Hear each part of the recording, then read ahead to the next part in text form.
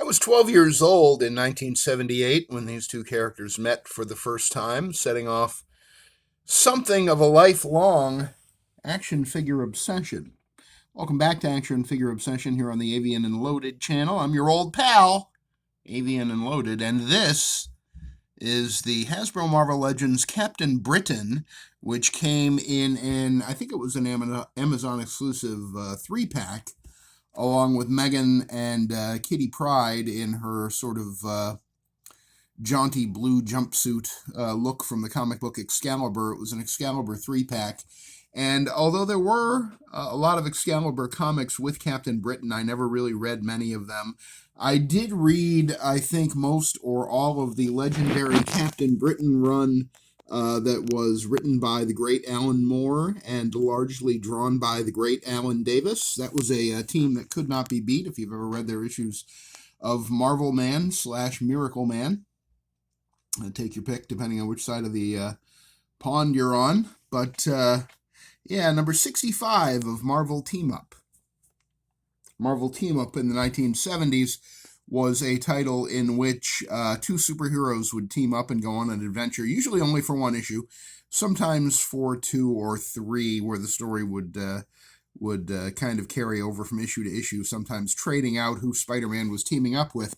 But I think 99% of the time the team up featured Spider-Man and then another Marvel character. What was unusual about Marvel Team Up number 65 is that it was the first time that the American comic audience, unless they had a secret source over in Old Blighty, and had laid eyes on Captain Britain, Brian Braddock.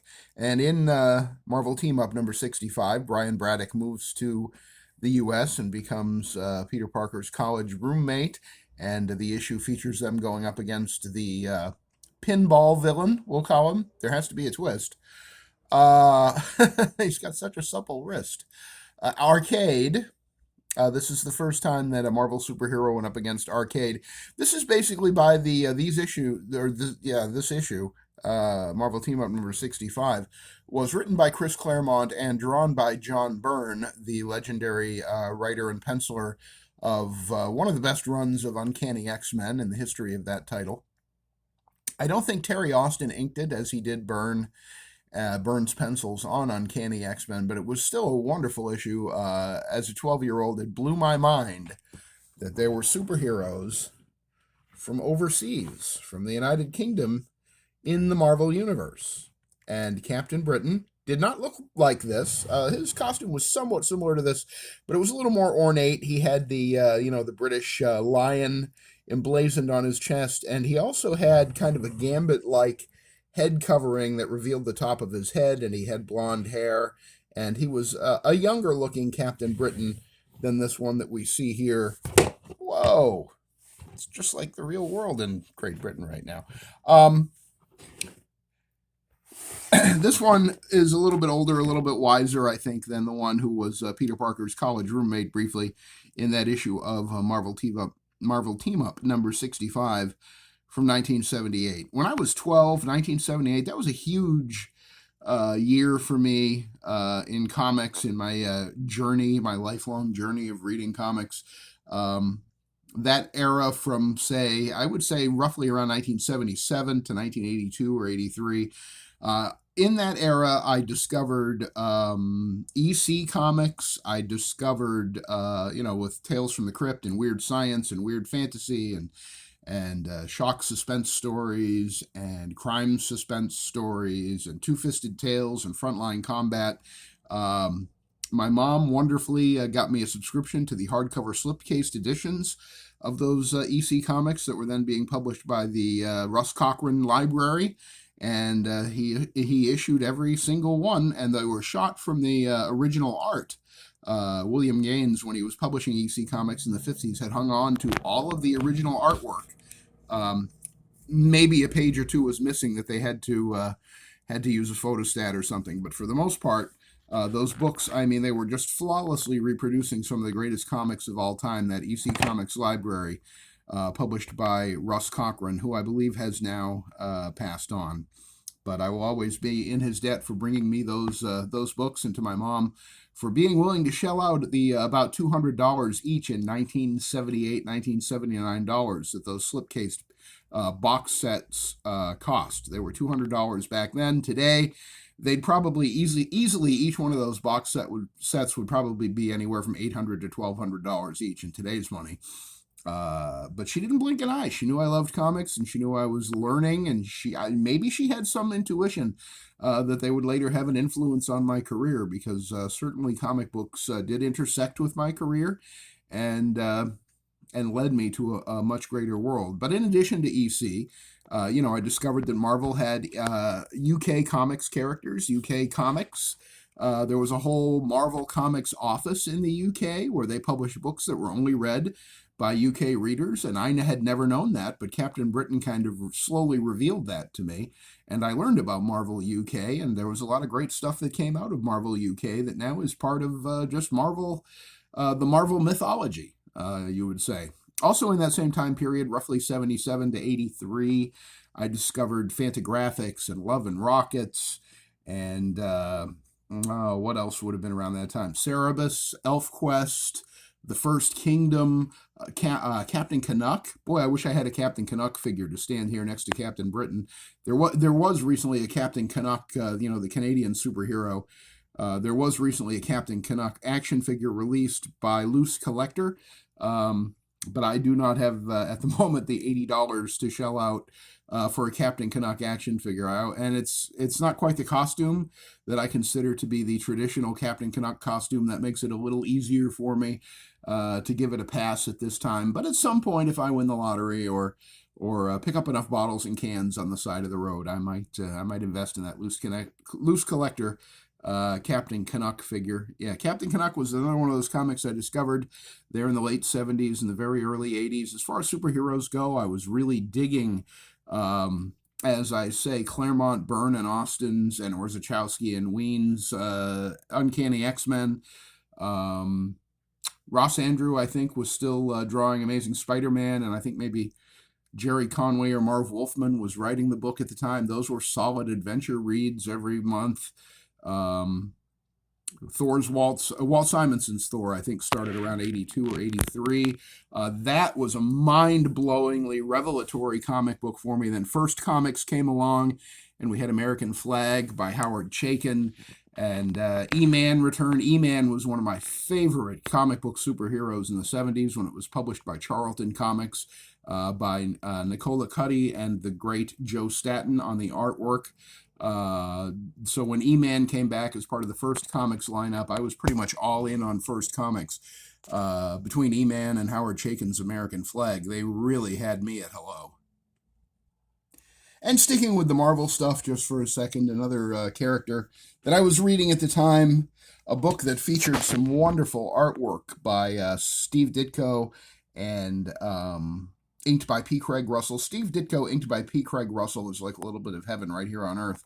But there was also some wonderful artwork by Aiken and Garvey, famous legendary 1980s comic art team. And some other good artists worked on Rom the Space Knight. And this is him right here. He was my top #1 absolute best Marvel legend for the year 2025. Absolutely love this guy. Another book that came out in the early 80s that was a direct market comic book that you couldn't get in like drugstores and newsstands. You could only get it in comic book shops, was Kazar. And here he is. And he was my #1 action figure, or my #1 Marvel Legend action figure in 2024. So this guy was tops in 2024. This guy was tops in 2025. And not for nothing, but this guy here in the middle, Spider-Man, this retro Spider-Man was definitely tops in the year 2020. I think I bought 13 of him over the course of the year 2020 and into 2021. But these are a few of my favorite figures that I've been thinking about a little bit lately, thinking about that great period of comics in the very late 70s, the early 1980s, when my mind was opening up, when I discovered the Bud Plant catalog. Bud Plant was a a fearless advocate for quality comics and beautiful art books. And he was in Grass Valley, California. And I don't even know how I laid a hand on one of his catalogs. I know he used to advertise certainly in the pages of Marvel Comics, maybe in DC too. And when I discovered Bud Plant and sent away for his catalog, again, my mom was super generous in letting me pick out what I wanted, and I can't remember her ever saying, "Oh, that's too much. You can't have it." And that's how I got books like Cerebus and ElfQuest and the First Kingdom, because none of the comic book stores around where I was living had grokked yet the significance of these titles. Um, but pretty soon they were available at comic shops everywhere because they were changing the face of the comics art form and the comics marketplace. And that was really an important time. And really, 1978 being a signal year for me with my discovery of Captain Britain. Uh, I think I was only reading those Marvel team ups at that time because usually they were by Claremont and Byrne, and sometimes one or the other. Sometimes it'd be a different writer but drawn by Byrne, or sometimes it would be a different artist but written by Claremont. And either way, if it was one or the other, it was a good issue, and if it was both of them, it was usually a great issue. Um, and that issue where Spider-Man met Captain Britain for the first time, and we also got to meet the legendary supervillain Arcade, who went on to an incredible storyline in Uncanny X-Men and has been up to shenanigans in the Marvel Universe ever since. Listen, I used to really be opposed to nostalgia, but the older that I get, the more I kind of understand its appeal. I mean, I'm still interested in what's new and what's next in all fields, from entertainment and culture to science and technology. Uh, but there's something about, the stuff that you loved when you were a kid. And I loved all of these characters in that late 70s, early 80s period. Loved them all, was jazzed up by all of them. I never had the ROM Space Knight figure that was produced. I think it was by Mattel, but it might have been a different toy manufacturer. It wasn't Hasbro. I never had the ROM Space Knight, which was huge. I think it was like 12 or 14 inches, something like that.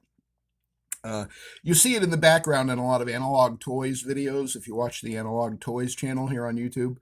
But this Marvel Legends version blows that out of the water. It is such an amazing piece of work, this ROM Space Knight.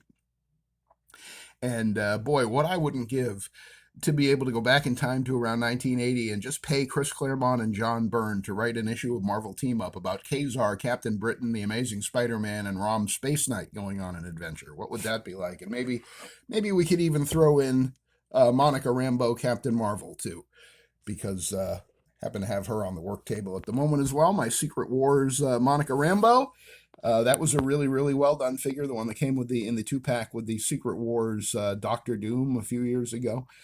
Beautiful figure, beautiful representation of that era when she became Captain Marvel. I remember that issue, that first storyline where she inherited that title after Jim Starlin had killed off Mar-Vell in the pages of Marvel Graphic Novel #1. Oh, spoiler, sorry.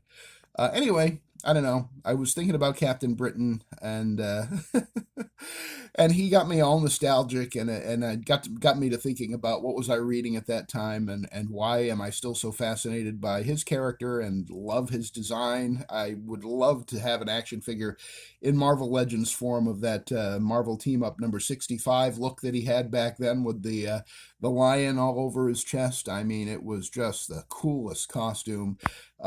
Marvel Legends seems to kind of veer away from some of the more intricate costumes. Like, one of my most wanted Marvel Legends would be the Jack of Hearts. And if you don't know the Jack of Hearts Marvel character, look him up. One of the coolest superheroes of the 80s. One of the hardest to draw, I'm certain, and probably one of the hardest he would be to bring to life in action figure form. But him and the first appearance version of Wonder Man, or more specifically, really not from Avengers #9 or whatever the issue was where Wonder Man first appeared in the 60s, but when he came back in the 70s, the way he was drawn then, it was still his original costume, but it was a lot more muscular, a lot more bulky. I would love a Wonder Man, either a genuine first appearance Wonder Man or the Wonder Man that we had in the 1970s when he came back to life in the Avengers. And I wouldn't mind an updated Wonder Man on that that sort of black jumpsuit look that he had. That's not my favorite. I don't like the safari jacket one. I have that because it's the only Wonder Man that I have, but I really want a first appearance Wonder Man, and I think that would give them the ability also to reuse that mold for 3D Man. And if you're not familiar with 3D Man from Marvel Comics, look him up, because he was a really awesome character, and he was one of the 1950s Avengers in the issue of What If, titled What If the Avengers Had Formed in the 1950s. I'd love to see I'd like to see an entire wave of the Avengers from the 1950s in that issue of What If, because that would be super cool. You'd have a super gorilla, you'd have the goddess Venus, you'd have 3D Man. I'm trying to think who else. I think Jimmy Woo. There was some super spy or secret agent. It might have been like the earliest Jimmy Woo. I could be conflating that with somebody else. I'm not 100% sure on that one, but it was an awesome issue of What If, and an awesome question. What if the Avengers formed in 1950 or in the 1950s? Yeah, so I'd definitely be down for that wave. And I think that issue probably came out in this era that I'm talking about, roughly 77 to 83. And I don't even know what this video was about. Captain Britain and nostalgia. Maybe that's what I'll call it. I believe this is episode 110 of Action Figure Obsession. I didn't expect this to go on that long, that we would need an episode number, but I think we probably will. If it's not 110, I'll fix it in the I'll fix it in post in the title description and all that. Anyway, thanks for joining me for this edition, I think the 110th of Action Figure Obsession, here on the Avian and Loaded channel. As always, I appreciate you stopping by. If you do like what I'm doing here, please leave a like on the video, comment, subscribe, hit the notification bell so that you find out when I upload something new next time, and share it with your friends if you know anybody who enjoys action figures or 80s comics or nostalgia or Marvel or Hasbro or any of the stuff that I'm talking about here in these Action Figure Obsession videos. Thanks again for stopping by, and I will see you on the next one.